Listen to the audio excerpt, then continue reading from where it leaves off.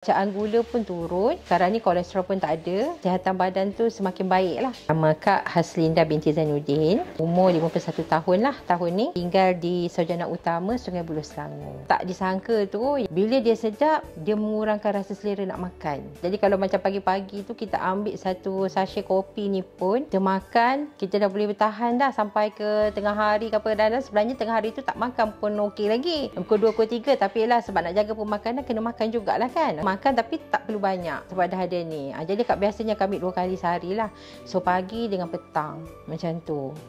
Samalah lebih kurang ambil dengan satu zat cijal. Tapi memang dia berkhasiat, memang sedap, mudah. Sebabnya sebelum ni akak ada masalah bila bangun pagi, dia akan rasa kebas tangan. Kadang-kadang nak genggam tangan tu ambil masa sikit. Kena buat exercise tangan, lepas tu kaki. Macam tu lah.